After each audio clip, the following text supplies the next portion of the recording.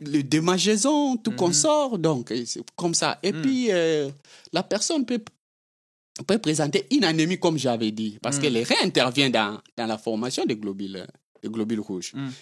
La personne fera une anémie. Mais cette anémie ne sera pas corrigée avec le fer, soit le vitamine B complexe, tout comme ça.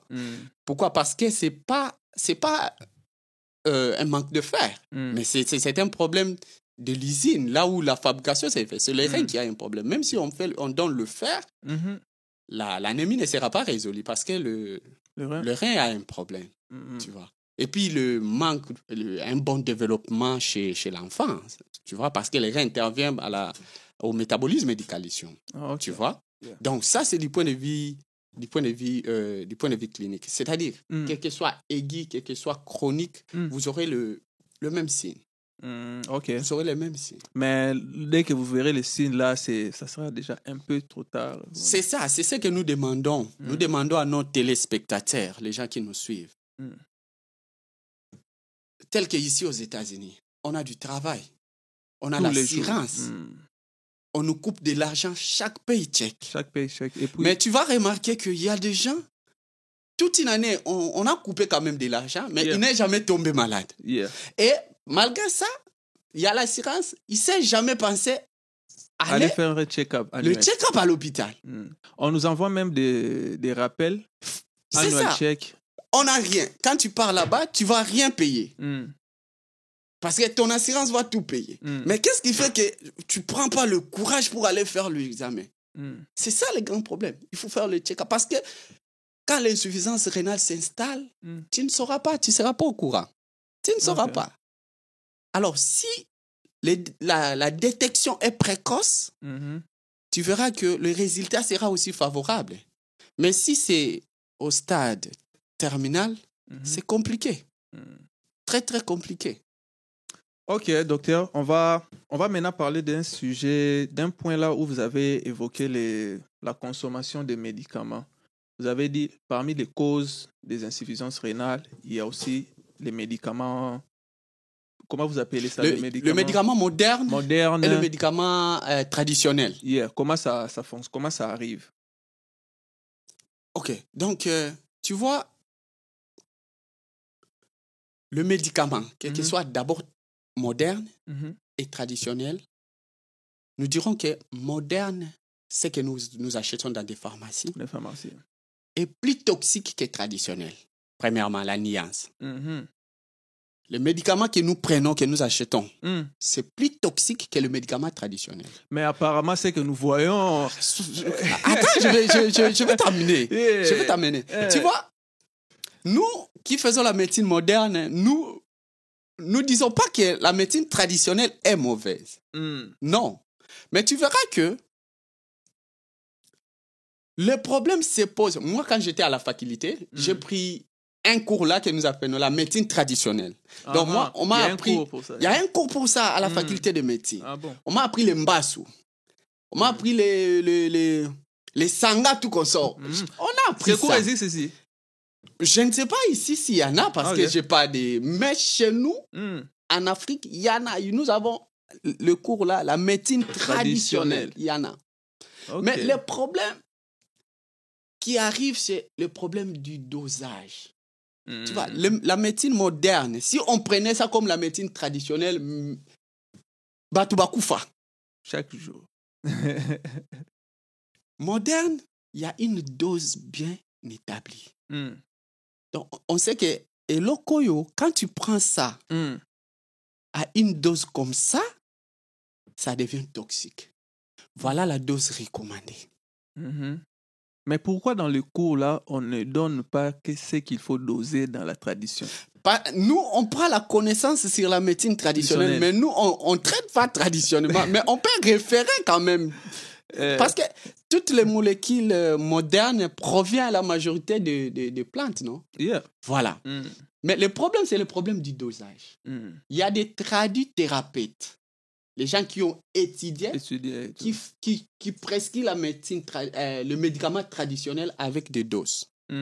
Avec une dose bien établie. Ça pose pas problème. OK. Donc, je vais te faire un exemple. Quand j'étais encore étudiant, un jour, je revenais de l'université.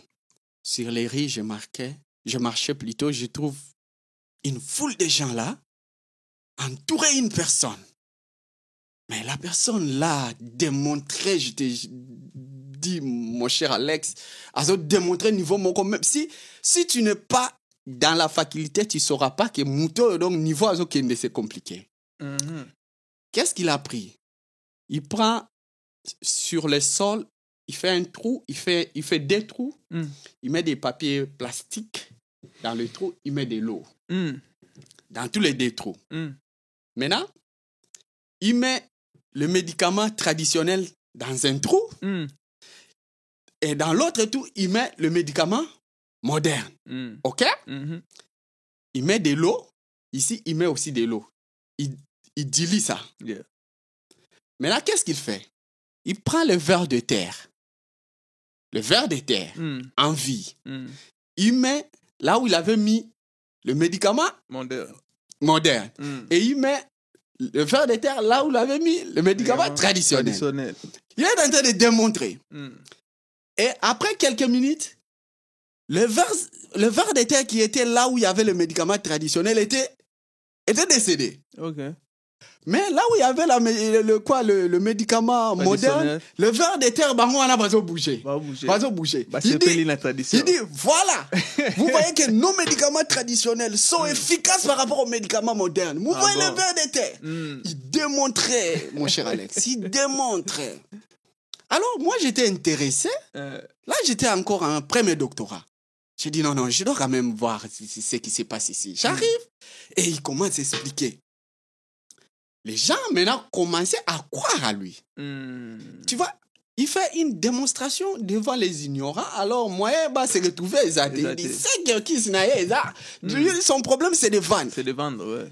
Alors, j'ai dit, non, je ne peux pas laisser cette population comme ça. J'ai dit, papa, est-ce que je peux te poser une question?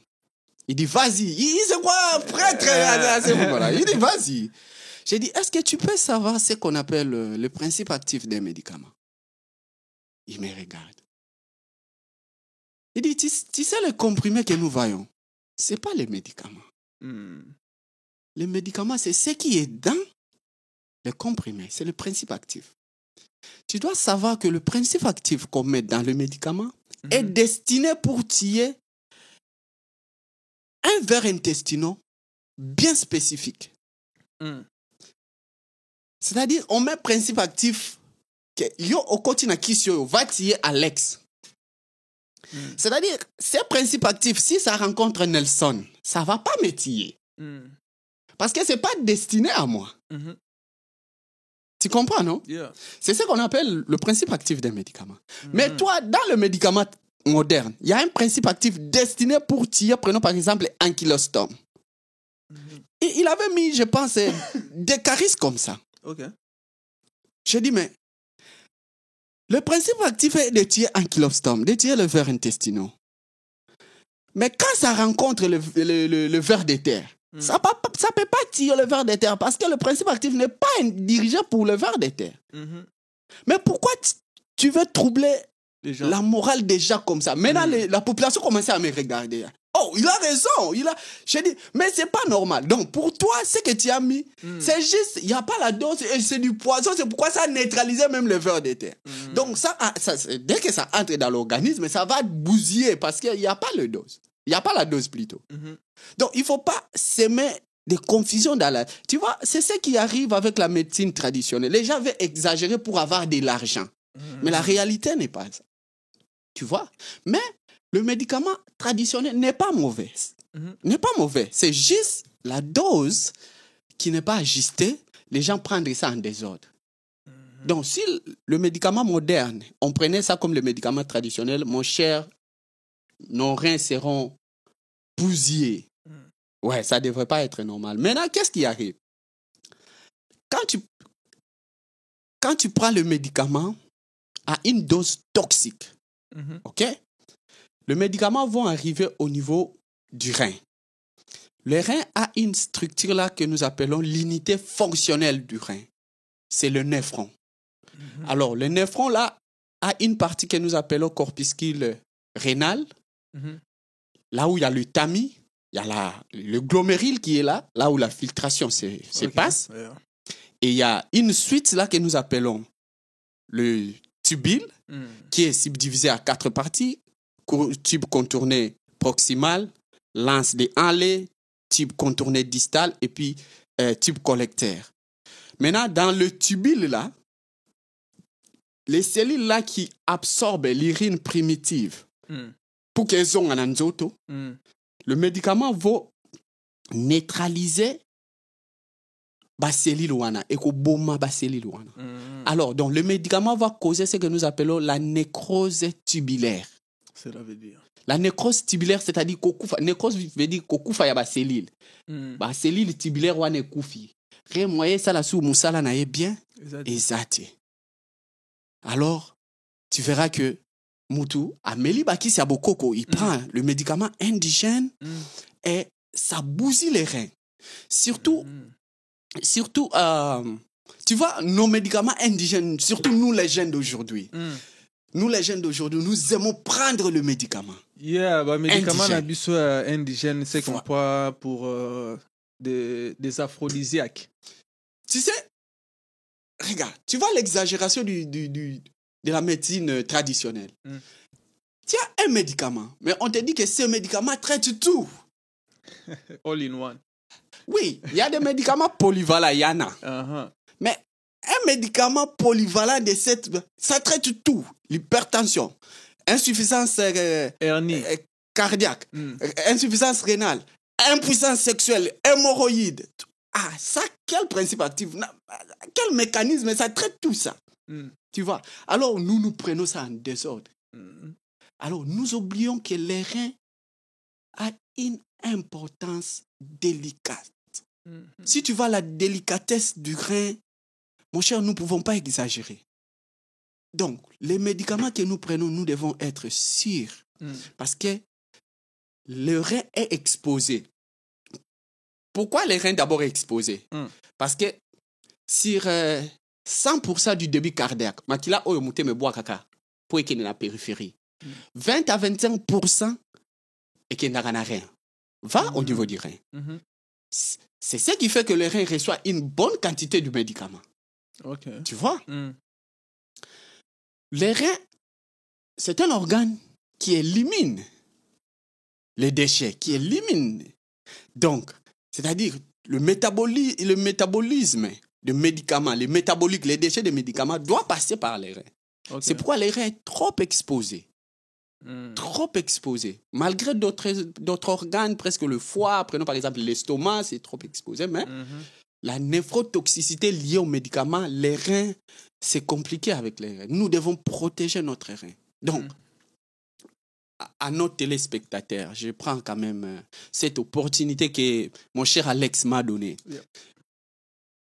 N'amusons pas avec nos reins. Le rein a une fonction très idéale. C'est un organe délicat. La délicatesse rénale, si c'est perdu, c'est fini. Prenons soin de nos reins. Les reins est très, très important.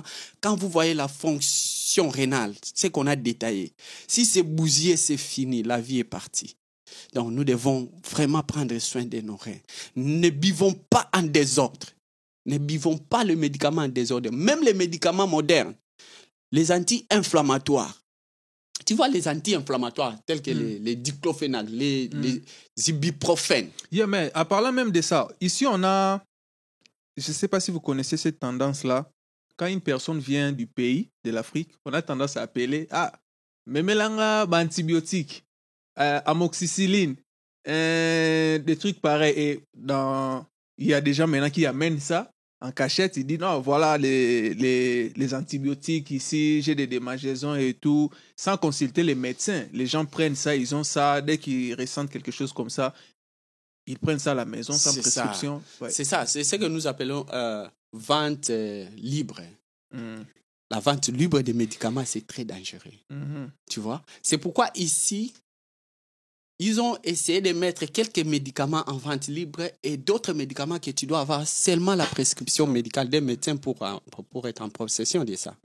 Pourquoi? Parce qu'ils savent que la toxicité du médicament, c'est compliqué.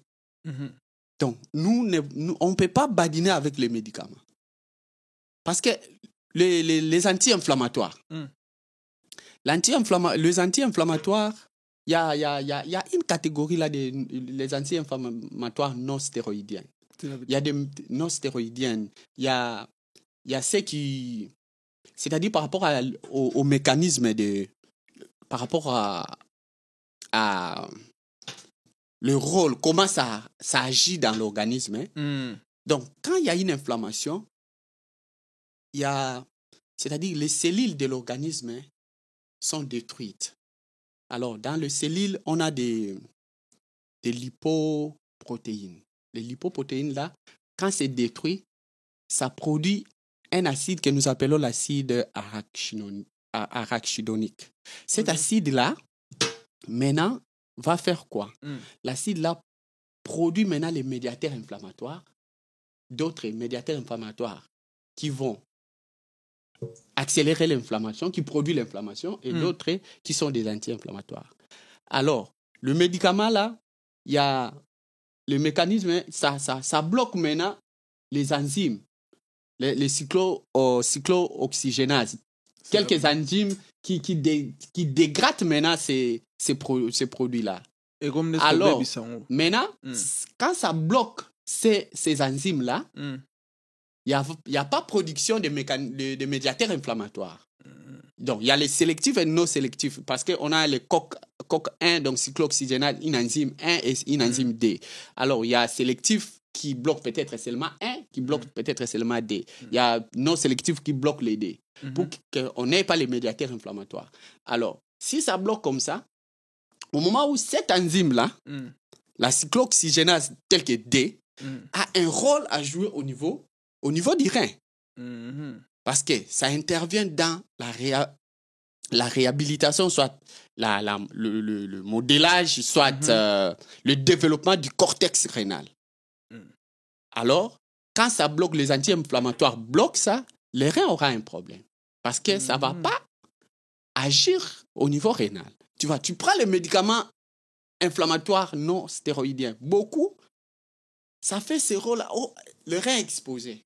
Il y a même des antibiotiques qui entraînent la nécrose tubulaire. C'est la vedette. Nécrose tubulaire, c'est ce que j'ai expliqué en cas de médicaments traditionnels. Okay. Donc, ça détruit les reins. C'est tel que les quinolones, une catégorie de médicaments, des antibiotiques. Ça détruit les reins. Donc, c'est très important de voir d'abord un médecin, de connaître votre corps, votre système avant de prescrire. C'est ça, avant Parce qu'avant de prescrire un antibiotique, un anti-inflammatoire, si la dose sera, prenons par exemple, longue, donc on doit savoir la fonction rénale. OK. Comment est-ce que le rein va éliminer les métabolites de ces médicaments? Donc, c'est très, très, très important. C'est très important. Alors, parlons du traitement et puis on va parler de la prévention. Une personne qui est déjà malade, parce que quand on a détecté, on a trouvé que 50% est déjà parti. Qu'est-ce que cette personne-là peut faire? Qu'est-ce qu'elle peut espérer parce qu'il est maintenant malade? Comment ça se passe, les traitements à ces niveaux-là jusqu'à ce que... Ouais, si l'insuffisance était aiguë, je t'ai dit que le traitement, on pourra traiter ça. Si c'est lié à la déshydratation, on va réhydrater. Si c'est au paludisme, on doit quand même donner les antipallidaires, traiter la maladie qui a causé cette insuffisance. Là, il peut guérir et tout. Il guérit. C'est l'insuffisance rénale. Tu vois, quelqu'un a fait une insuffisance rénale une semaine à Biki. Ah. Tu vois? Et puis, on peut facilement récupérer ses reins. Mais une insuffisance chronique, par rapport à cette insuffisance aiguë, tu vois, prenons par exemple le cas où un accidenté, là, quelqu'un qui fait un accident, alors, Missune Panzani, broyer le muscle, c'est broyer. Il peut facilement faire une insuffisance rénale aiguë. Pourquoi? La rhabdomyolyse, c'est-à-dire destruction, il y a des protéines qui arrivent au niveau du rein et puis ça bouche les reins. Donc, prenons par exemple le mutasal accident. À Mwangani Bongo, donc Misune Panzani, le muscle c'est vraiment déchiré. Yeah. Et il saigne. Quand il saigne, ça va entraîner une hypovolémie. Et que le muscle qui est détruit là, ça envoie encore les histoires au niveau du rein. Tu vois? Donc, le crash syndrome, nous appelons ça, crash syndrome. C'est-à-dire, les reins. Aza bouché na ba protéine misuni oyekei bouché ango koto azo saigner hypovolémie donc et aggravé. Donc tu vois que si quelqu'un a connu un accident, il faut être trop prudent avec lui, les histoires comme ça, tu vois. Donc les traitements, premièrement, je dirais l'insuffisance rénale est fréquente, mais les traitements, c'est 5 à 10% des insuffisants rénaux qui est le traitement. Pourquoi? Parce que le traitement coûte cher. Donc, les 90% là, majorité meurt sans toutefois avoir le traitement. Parce que le traitement de l'insuffisance rénale coûte trop cher. Maintenant, donc, quand une personne a détecté une insuffisance rénale, dans les 100%, il y a les 10% et tout. Donc, une personne, c'est pas pour faire peur, mais une personne a plus de chances de mourir même. Bien sûr, quand tu as une insuffisance rénale chronique au stade terminal, on a seulement 2 traitements.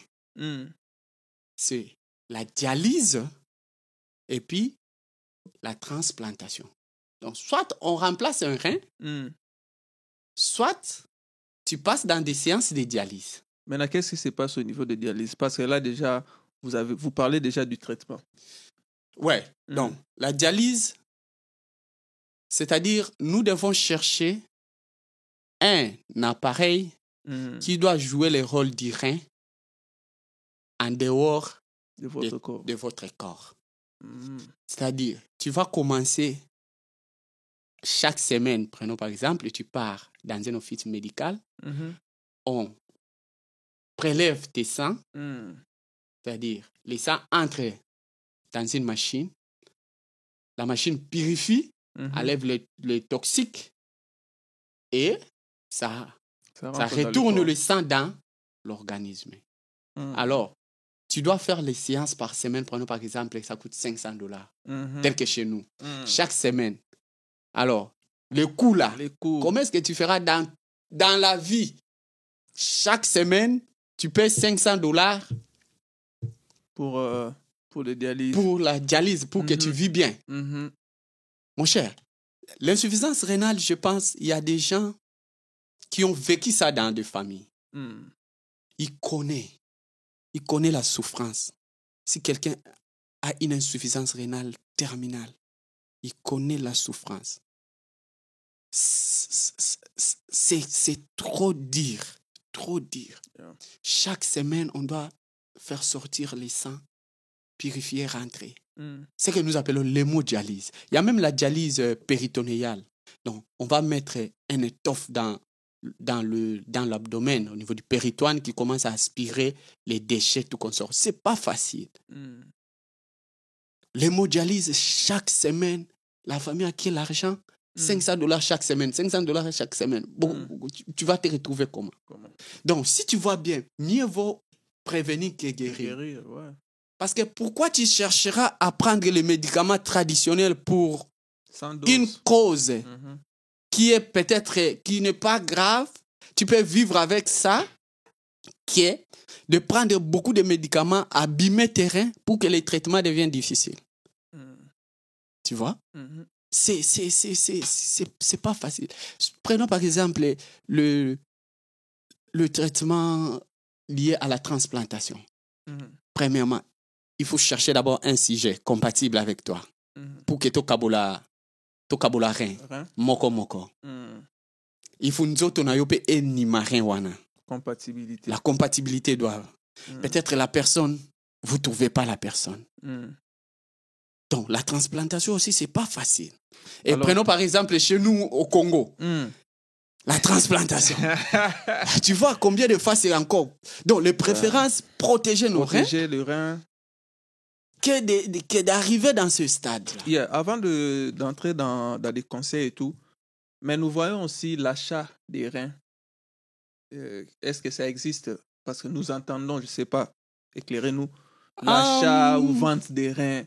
Ah, Alex, par rapport à cette par rapport à ça, vraiment, j'ai pas du tout l'information.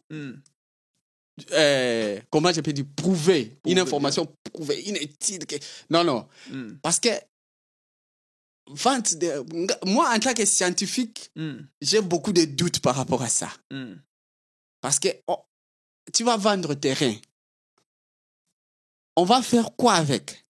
Est-ce que la personne qui aura besoin de tes reins sera compatible avec toi? Là, je ne sais pas. Oui.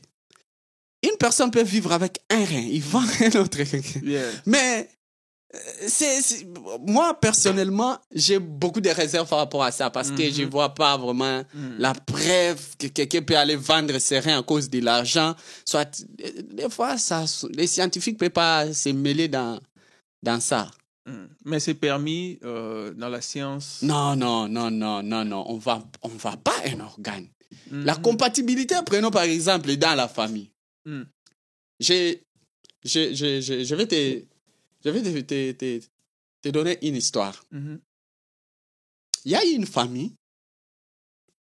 La famille avait seulement des enfants. Alors, cette famille, il y avait une fille et un garçon. Les garçons, maintenant, faisaient un sport. Alors, le sport, là, il était qualifié plutôt, il devrait devenir célèbre et il devrait être payé autour de $10,000 par année comme ça, par rapport au sport. Alors, les jours, il 10 devrait... millions ou 10 000? 10 millions. Yeah. C'est en anglais le sport en question, mais j'ai encore oublié les noms. C'est au niveau tertiaire, c'est international le sport. Maintenant, il devait signer le contrat par rapport à ça. Mais du coup, sa sœur avait développé une insuffisance rénale chronique. Alors, ça nécessitait une transplantation. Et la personne disposée, compatible, c'était les gars. Pour donner sa sœur les reins. Par rapport à ces sports, si tu as un rein, tu ne seras pas capable de... Disqualifier automatiquement. Maintenant, le gars était devant deux choix. Qu'est-ce qu'il devrait faire? Je ne sais pas. Si c'était toi. Non, continuons d'abord l'histoire. Si c'était toi. Parce que les parents n'étaient pas compatibles avec. Maman, non. Papa, non. Mais son frère était compatible. Yeah. Alors, avec l'amour familial, le gars a décidé. Toi, dis-moi d'abord, si c'était ton cas, qu'est-ce que sera ta décision? Non, je ne sais pas encore. Non, il faut le dire. Parce que il y a un 10 millions de dollars par année qui t'attend. Yeah. Il y a ta sœur qui nécessite une transplantation rénale. Tu dois te décider. Yeah. Mais décide d'abord, moi je vais voir. Non, c'est pas arrivé, donc je décide pas. Non, c'était pas facile. Alors, le gars, avec l'amour familial, a abandonné les 10 millions, la carrière, pour donner un rein à ça. Et voilà comment est-ce que l'avenir du gars était... Après une autre destination par rapport à un problème rénal. Donc, tu vois le niveau de la délicatesse rénale. Donc, c'est un organe délicat. Il faut le protéger. Il faut vraiment le protéger. Il faut le protéger. Donc, c'est ce que nous devons recommander. Premièrement, ceux qui sont à bonne santé, qui se disent, moi, je suis à bonne santé. Les médecins disent que, comme, vous les médecins et tout, mon père disait aussi que, vous dites une phrase là, une personne en bonne santé, c'est un malade qui s'ignore. Ouais, bien sûr. Ça tombe bien ça pour tombe bien pour les problèmes rénals. Parce que lorsque vous tombez malade, c'est déjà... Ouais, c'est compliqué. Tu vois? Donc, les personnes saines, doivent de temps en temps être en forme et actifs. Ça, c'est la recommandation que nous proposons. C'est-à-dire en forme et actif, ils doivent faire les exercices physiques. OK. Il faut être actif, faire les exercices physiques qui doivent intervenir parce que quand tu es actif, tu fais les exercices physiques. Cela va t'épargner avec le diabète, avec l'hypertension artérielle, car ce sont des pathologies phares à l'insuffisance rénale. Alors, contrôlons nos régimes hygiéno-diététiques. Le numéro 2. Nous devons manger sain et équilibré. Donc, évitons beaucoup de sel quand on est au-delà de 40 ans. Mangeons les légumes, les fruits, c'est trop important. Évitons vraiment de manger en désordre, les histoires de McDo, là, tout ça, non. Le fast-food. Ouais, nous devons équilibrer notre régime alimentaire. Nous devons de temps en temps contrôler notre poids. Tu sais, chez nous, si quelqu'un prend du poids, ils en seront fiers. Mais tu remarques que les Américains, quand tu dis que tu as grossi, c'est une injure pour eux. Hein? Tu dois chercher un terme que tu dois utiliser.